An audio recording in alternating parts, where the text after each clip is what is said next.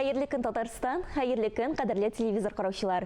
Туры эфирда сезне сәламлим мин Ойзиля Батырханова. Тапшырубызның иҗат төркеме шушы минутларда безнең белән булган һәр тамашачыга күтәренке кәеф, уңышлы эш көне теләп кала. Бүген 6 апрель, пәнҗешәмбе.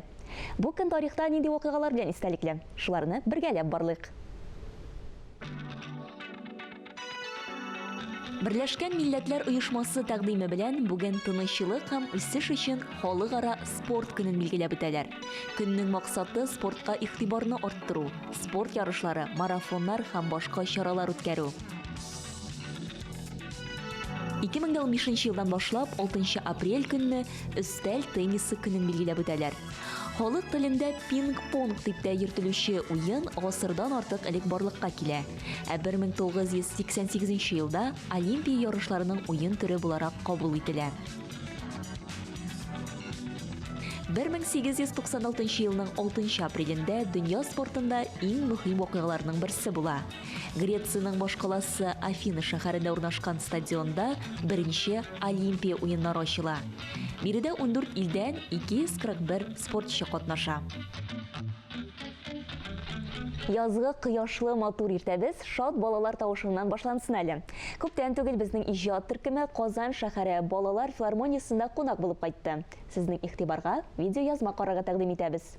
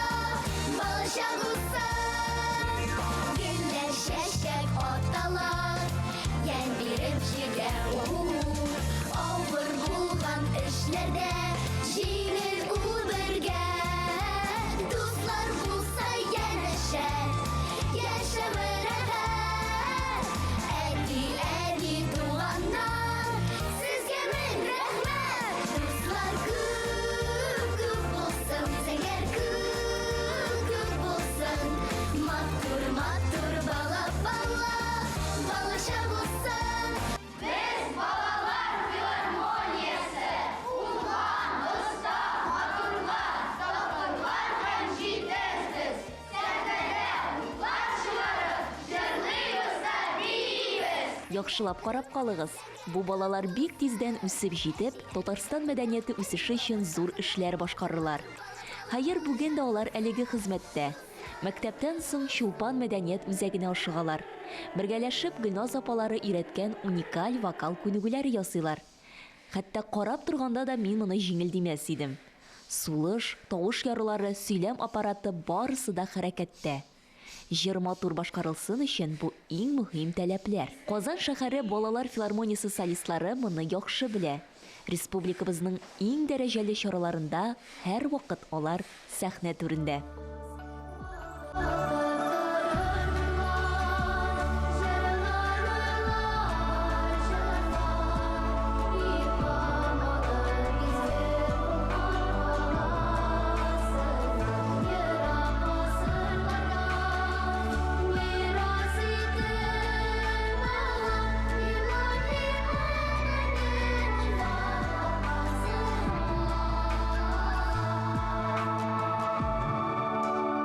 Моннан 2 ел элек Казан шәһәре филармониясының сәнгать җитәкчесе Чулпан Закирова да сәләтле, җыр моңа гашык балаларны бер урынга җыю фикере туа. Җитәкче күңеле бу эшне югары дәрәҗәдә алып барлык кешене әллә кайдан сизеп, күреп ала. Балаларны ихлас күңеленнән яратучы, үзеннән нур бөркеп торучы, гаҗәеп талантлы артист Казан шәһәре филармониясе солисты Гөлназ Гафуровага балалар филармониясының вокаль-инструменталь ансамблен җитәкләргә тәкъдим итәләр. Көннәрдән бер көнне ул миңа шылтыратты: Гөлназ, менә шундый идея бар ансамбль җыярга.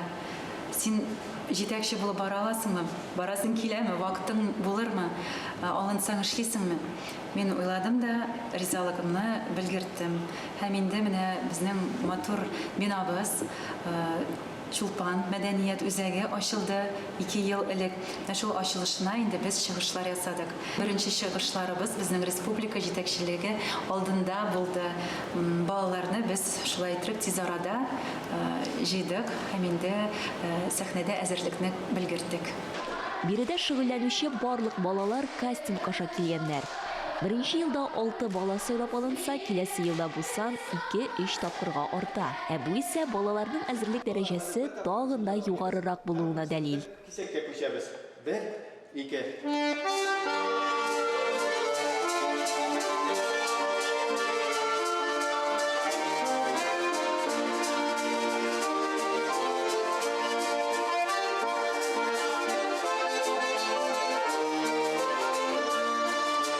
Казан шәһәре балалар филармониясы вокал, хореография һәм музыка уен кораллары студиясын берләштерә. Менә шундай җырлы биюле матур вокаль инструменталь ансамбльнең үз оркестры булу, ул шундай зур бәхеттер инде.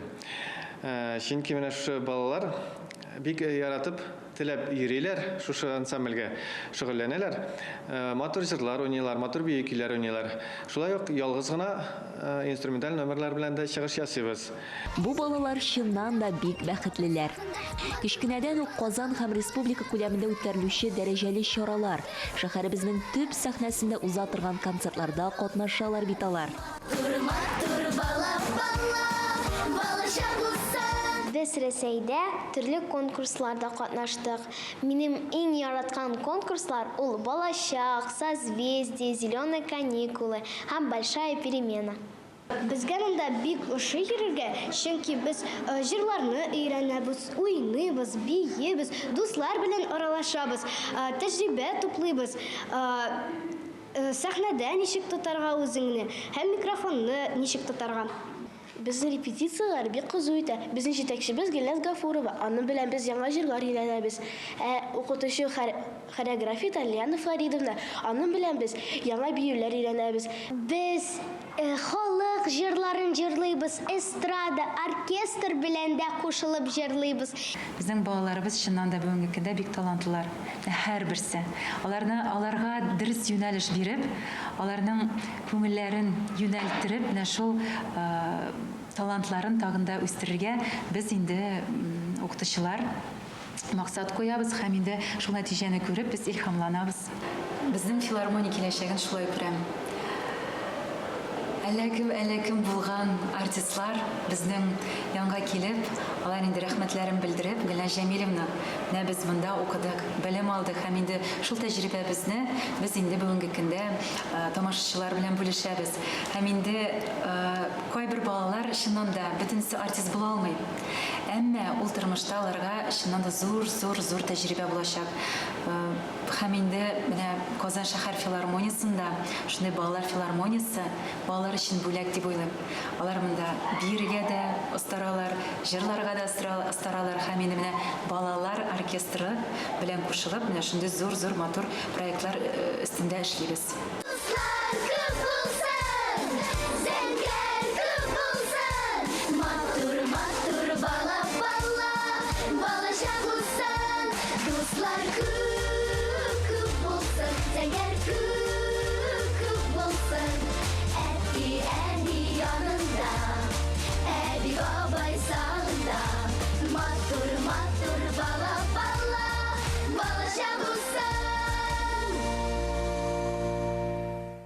Һәр барчагызга хәерле матур көн теләп тапшыруыбызны туры эфирда дәвам итәбез.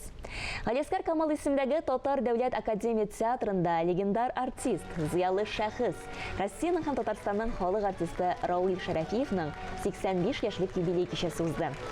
Әлеге матур кичәгә җыелган тамашачылар күптән көтелгән премьера Әлдермештән Әлмәндәр анимацион фильмының өзекләрен карап үтте.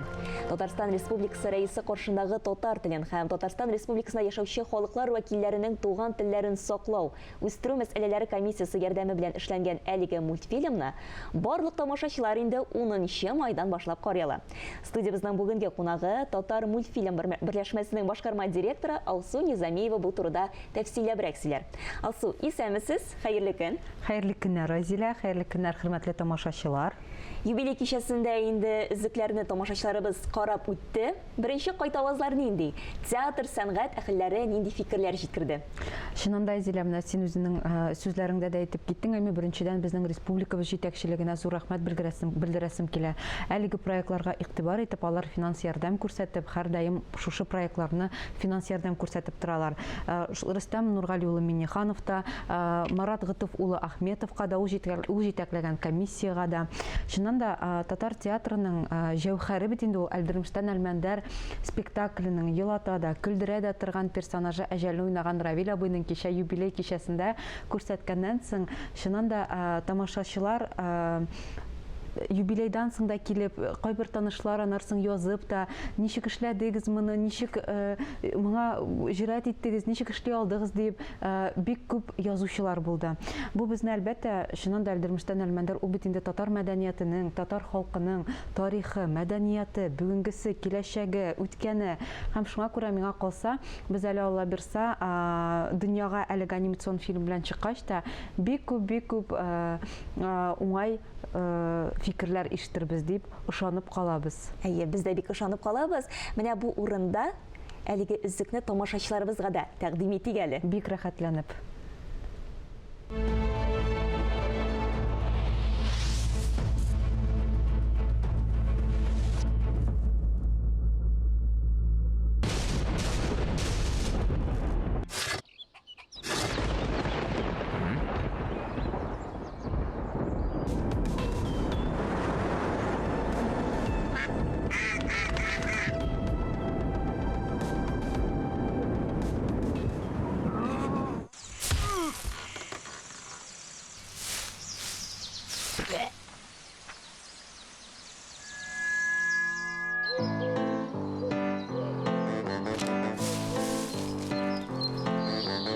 Әлдермештеген авылдары бізден жауна тағылған керағыларға Шыңға әлі сиңағына әйтер жамын тынышлық табам мұнда Әлдермеш ауылына матур итіп шулай Үрнәк болып яшап ята Әлмәндәр бабай Легендар Әлдермештән Әлмәндәргә алыну бик зур кыюлык дип саныйм мин, чөнки хәтта театрларда бик җөрьәт итмиләр аңа алынырга шулай бит Алсу. Сезнең Әлмәндәр ул нинди? Безнең анимацион фильм, гомумән без бу фильмны алынырга, бу безнең Татар мультфильм берләшмәсенең күптәнге хыялы. Без әлеге хыял белән 15нче елдан бирле яшәгән дисәк тә, ялгышмамын дип уйлыйм мин. Һәм менә син сорагач, Равил абыйның сүзләре искә төште. Равил абый белән журналистлар белән сөйләшеп утырабыз да, Равил абыйдан сорыйлар, сез әлеге проектка икенче тапкыр, сез бит спектакльдә уйнадыгыз, икенче тапкыр керергә ничек моңа батырчылык иттегез дип. Һәм Равил абый шундый кызык сорау бирде. Минем халкымда шундый гадәтем бар, мин юк дип әйтә алмыйм. Ярый әле кыз хатын булып тумаганмын, гомумән бозылып беткән булыр идем дип. Һәм чыннан да бу Әлдермештән Әлмәндәр спектакле һәм гомумән безнең анимацион фильм ул бит инде буыннарны тоташтыручы, менә татар халкының ярылып яткан җимеше. Тагын без дә алынмаса гына кем эшләп буыннарны тоташтыручы ул бит инде менә хәзер сәхнәдә дә күпме бармый бит инде ничә еллар, 30 ел барды һәм менә яшьләргә бу спектакль югалып калмас өчен яңа формада, анимацион формада, шуңа күрә без аңа әлбәттә бик рәхәтләнеп алындык һәм эш дәверендә дә шундый ләззәтләнеп эшләдек без аны, чөнки Эштәлеге шуны кылдымы соң аның? Менә бик кызыклы сорау, әмма ул спектакль кебек тә, әмма спектакль түгел дә. Чөнки спектакль ул бит сәнгатьнең бер төре, анимацион кино башка кино төрләре кебек үк башка сәнгатькә карый. Һәм әгәр дә спектакльдә декорацияларны алыштыру авырлыгы булганга, анда бик вакыйгалар бер урында күбрәк диалогларга өстенлек бирсәләр, ә инде анимацион кинода без вакыйгалар белән күбрәк персонажны төрле урыннарда, төрле фоннар белән күбрәк ача алдык дип уйлыйбыз. Һәм спектакльдән да менә аермалы буларак без анда күбрәк комик фрагментлар күбрәк истәдек.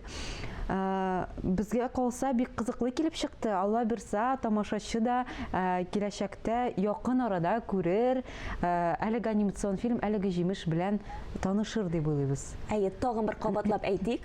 Без әйтеп уздык. Сүз уңайыннан чыннан да 10 май көнне Галиәскәр Камалның мәртәбәле сәхнәсендә Әлдермештән Әлмәндәр анимацион фильмның премьерасы булачак. Инде ул афишаларда бар. Хөрмәтле тамашачылар, телевизор караучылары, сезне дә әлеге премьерада көтеп калабыз.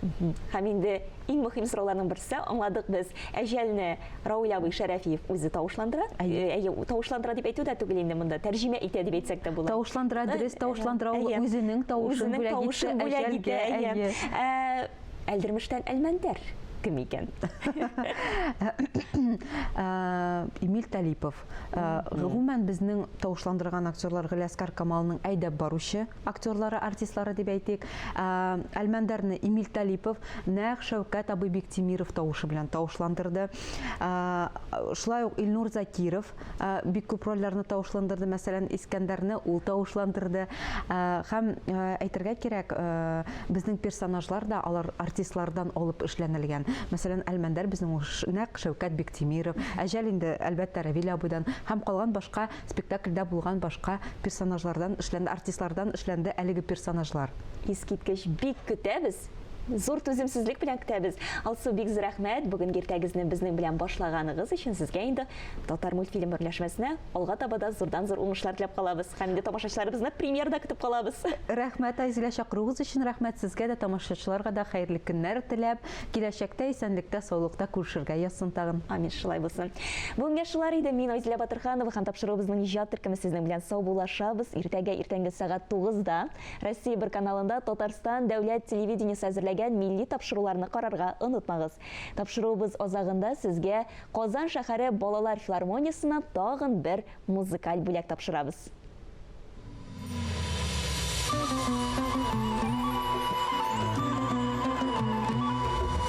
Жанга шатлык китергән, күңелгә хузур биргән, йөрәкне хисләндергән, Рамазан килде, Рамазан. Сәфәрләргә торабыз,